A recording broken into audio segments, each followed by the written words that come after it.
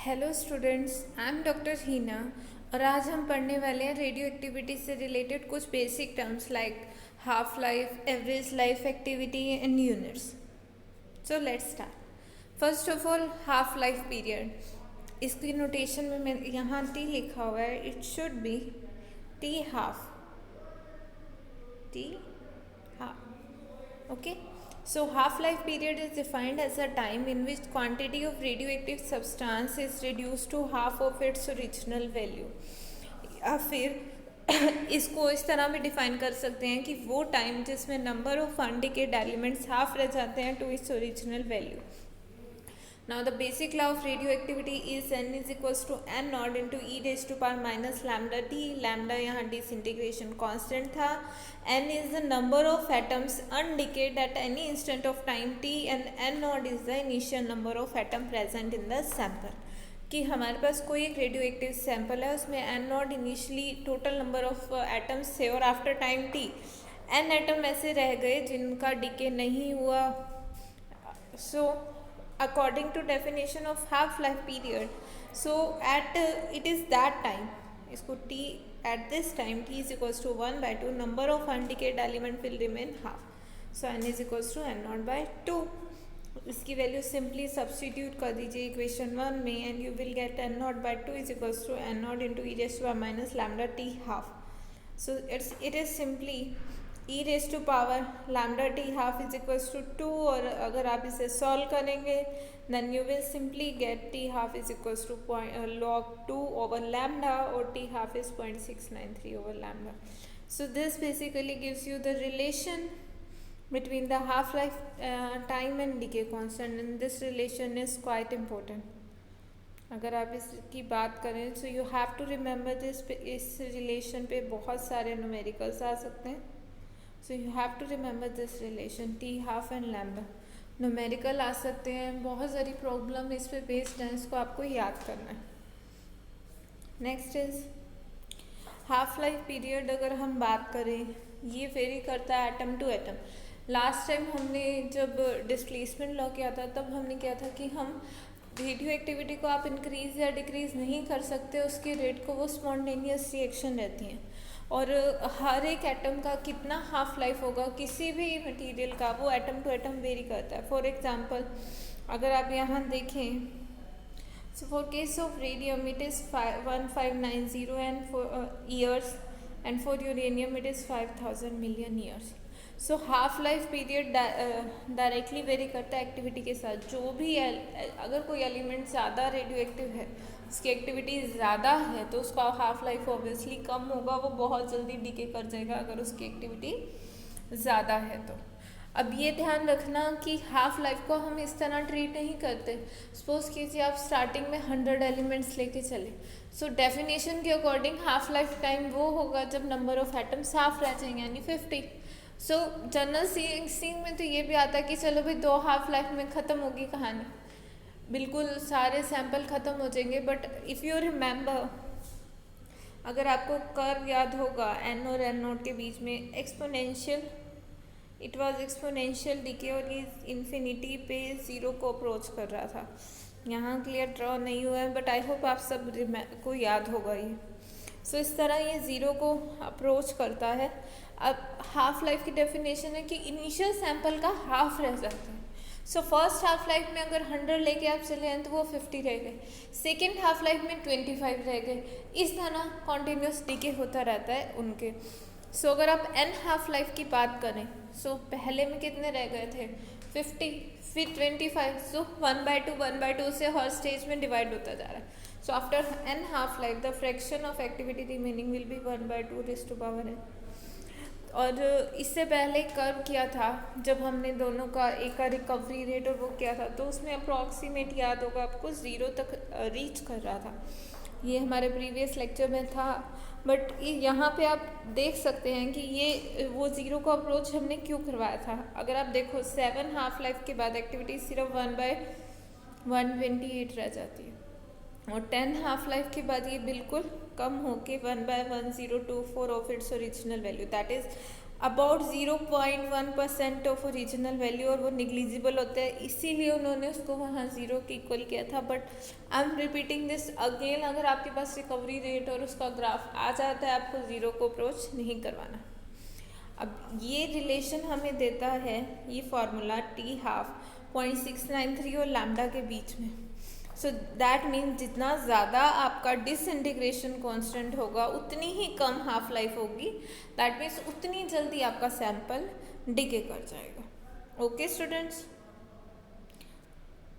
Now average life time of an atom अगर आप बात करो, it is represented by tau A.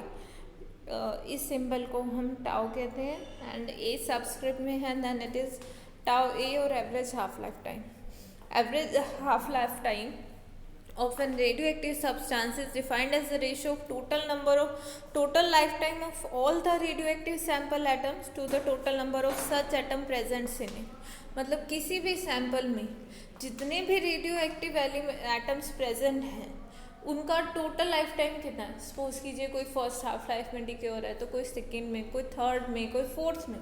So collectively सबके टाइम का सम divided by there total number. Okay, so it is the average half life time tau a, it is sum of lives of all nuclei divided by total number of nuclei। again basic disintegration law is n is equals to n naught e raised to power minus lambda t, lambda disintegration constant, n is n number of undecayed elements at atoms at time t, and n naught are initial number of elements। so अगर आप इसकी differentiation करेंगे, so you will get dn is equals to minus lambda n naught e raised to power minus lambda t dt। Lambda disintegration constant है, that is also constant, और N not हमारे पास initial number of atoms थे तो वो भी constant रहता है। और यहाँ पे हम कहते हैं कि here dn represent the atoms disintegrate between time t and t plus dt। so that means dn number of atoms survives for only time dt। so lifetime of dn number of atoms are t into dn, यानी कि वो t into D N इतना total life time हुआ, मतलब कितने atoms थे dn और कितना टाइम उन्होंने सर्वाइव किया t टाइम। सो अगर हमें टोटल निकालना है, n is equals to N naught, initially हमारे पास एन नोट एटम थे, फाइनली कब ज़ीरो होंगे, t into D N integrate कर देते हैं अगर हमें स्मॉल नंबर का पता हो तो। बेसिकली अब इसको इंटीग्रेट किया गया है, इसकी वैल्यू सब्स्टिट्यूट की, t into D N, total life time निकालना है ना, डी एन का है, टोटल का निकालना है तो उसको इंटीग्रेट कर देंगे। So tau total will be tau in T into D N की वैल्यू यहाँ से रखिए minus lambda N naught into E raise to power minus lambda T D T. So when n is equals to N naught, T will be zero, N और N zero कब होगा, infinity time पे। Again disintegration वाला graph सी है, ये zero को approach करता है मुझसे गलत हो गया, let me show you again. Now see this disintegration graph अगर आप बनाएंगे, it will meet to zero at infinity. यहाँ पे आपका इस तरफ टाइम होता है, इस तरफ नंबर ऑफ एटम्स रहते हैं and which are continuously decreasing. Okay student, so next thing is simply इसको इंटीग्रेट किया हुआ है, इंटीग्रेशन बाय पार्ट्स, जो आप बहुत पहले से पढ़ते आ रहे हैं। आई डोंट थिंक मुझे आपको ये बेसिक मैथमेटिक्स यहाँ बताने की ज़रूरत है। जब आप इसे सॉल्व करेंगे you will get out total life time will be N not over lambda. Okay, so average life time हमने क्या कहा था, total life time divided by total number of atoms. So वो एन नॉट होते हैं, so it is N not over lambda, और you can say tau average is equals to 1 over lambda। so average half life time is reciprocal of the disintegration constant। okay, और relation अगर आप इनको देखना है average life और half life में, average life is 1 over lambda and half life is 0.693 over lambda। so half life is simply equals to 0.693 times average life time।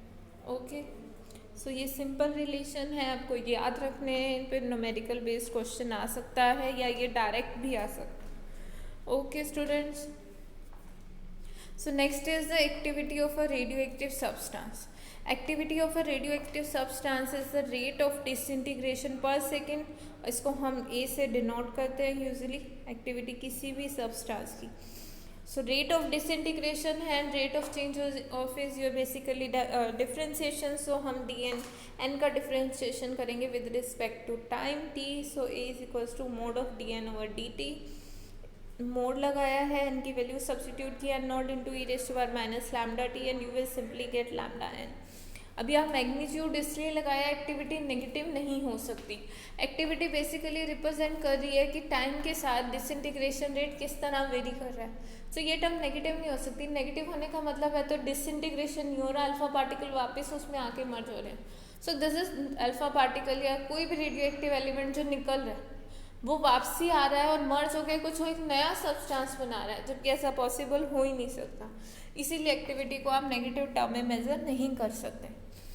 Okay, सो इस equation से अगर आप देखेंगे A by A not from equation 1 and 2, उसी तरह अगर हमने activity निकालनी है substance at time T is equals to 0 let it be A not, then A not is lambda N not initial number of atom है.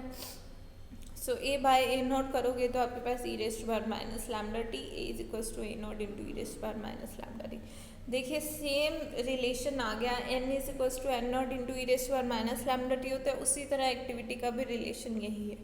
सो आप देख सकते हैं कि एक्टिविटी और number of element same trend follow करते हैं. दैट मीन्स अगर नंबर ऑफ एलिमेंट जितना जैसा रेट शो करेंगे वैसा ही एक्टिविटी शो करेगी. और अदर वर्ड में आप कह सकते हैं कि activities of a substance is proportional to number of atoms and present at any instant. अब एक्टिविटी और हाफ लाइफ के बीच में क्या रिलेशन है देखिए. A is equals to lambda and lambda क्या होता है further 0.693 over T half is your half life. So A will be 0.693 N divided by T half. और क्योंकि एन नंबर ऑफ एलिमेंट्स को अगर हम एक बार के लिए कांस्टेंट ट्रीट करें for at any given instant of time then your activity is inversely proportional to half life.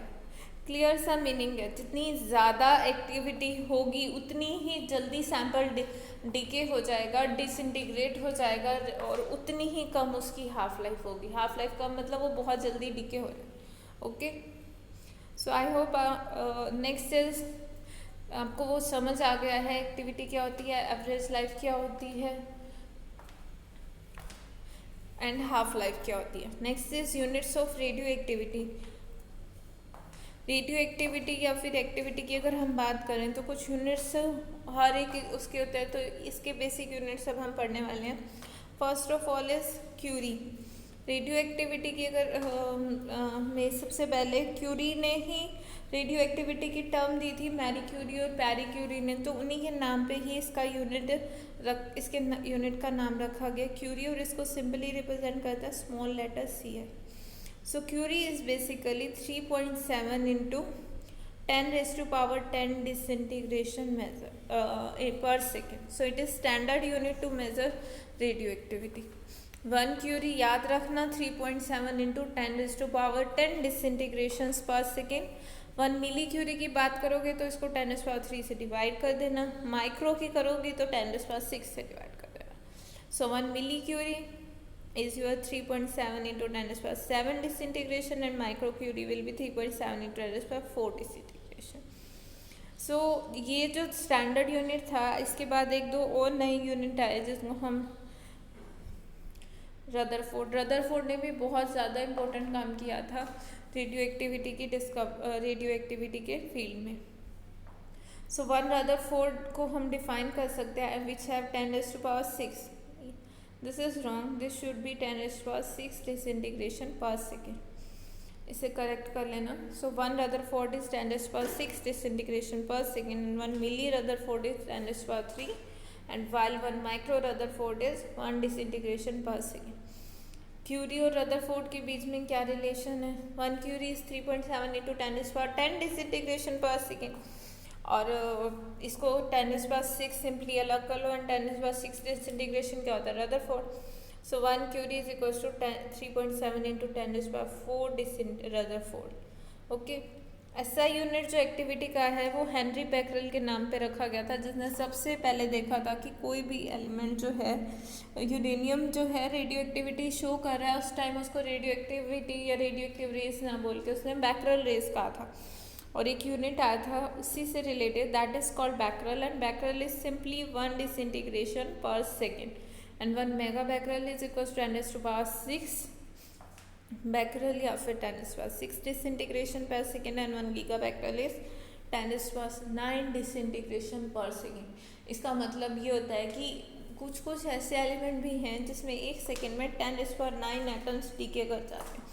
देखने में तो ये अमाउंट बहुत ज़्यादा लगता है, पर आपको सबको पता है कि 1 ग्राम ऑफ एटम में कितने नंबर ऑफ एटम होते हैं, 10⁻23। सो उसके कंपैरिजन तो ये बहुत ही कम है।